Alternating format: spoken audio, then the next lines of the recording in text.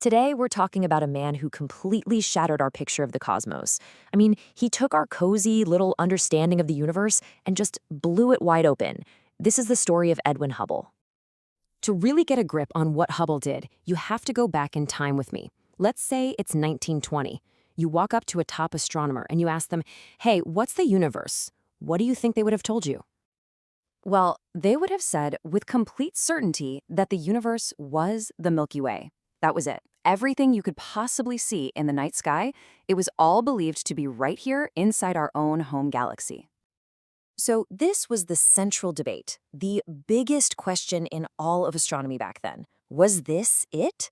Was our galaxy just this single lonely island of stars in a truly endless, empty ocean? Now, at the very heart of this whole argument were these things called nebula. You know, these faint, fuzzy patches of light that astronomers could see? The consensus was that they were just big clouds of gas and dust inside the Milky Way. Maybe they were brand new solar systems just starting to form. The idea that they could be something else entirely, something outside our galaxy, that was just a wild, fringe theory.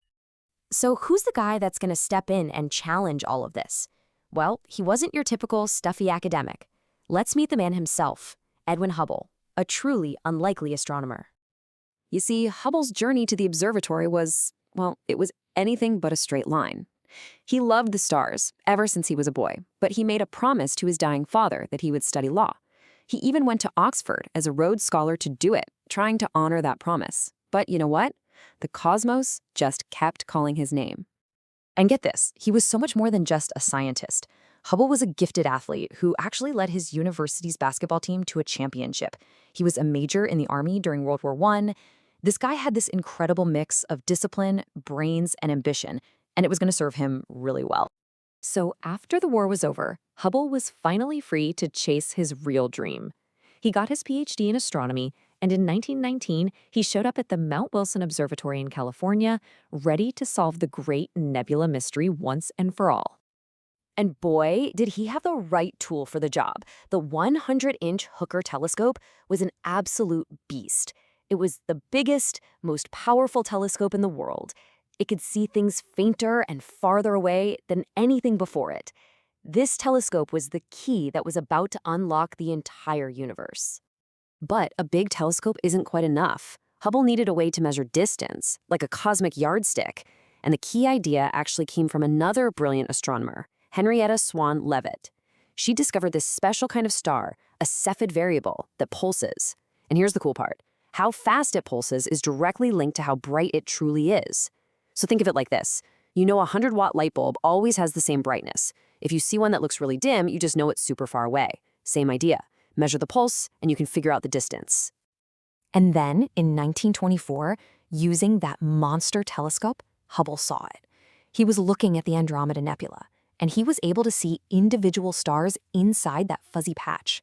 And among them, he found exactly what he was hoping for, a Cepheid variable star.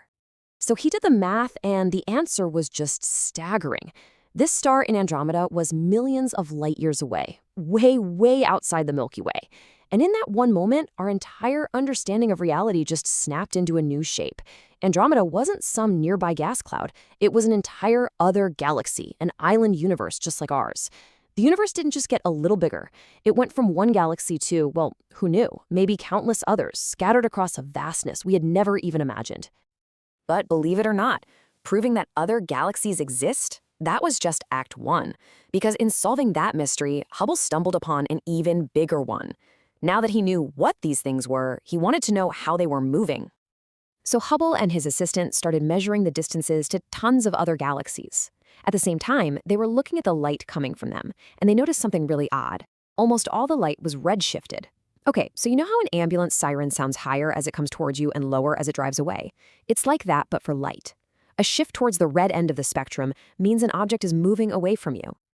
When he put all the data on a graph in 1929, the pattern was just undeniable. The farther away a galaxy was, the faster it was flying away from us. This wasn't just random movement. The entire fabric of space itself was stretching, carrying all the galaxies along for the ride. The universe was expanding. What's so fascinating is how careful Hubble himself was about all this. He really saw his job as just collecting the data.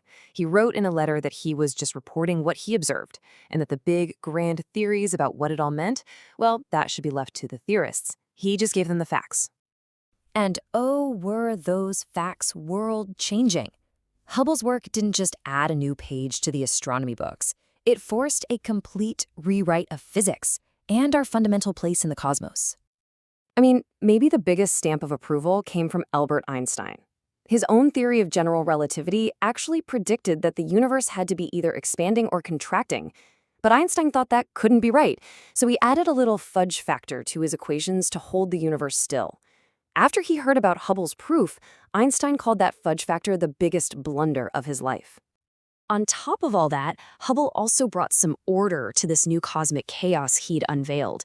He was the first person to create a system to classify all these new galaxies he was finding, grouping them by their shape, spirals, ellipticals, that sort of thing. That system, the Hubble sequence, is still the basis for how we categorize galaxies even today. Hubble passed away in 1953, way too soon to see the full, incredible impact of his discoveries. But then, in 1990, his name returned to the heavens. The Hubble Space Telescope was launched into orbit, an instrument designed to build directly on his legacy, making sure his quest to understand our universe would go on and on. And that kind of brings us full circle.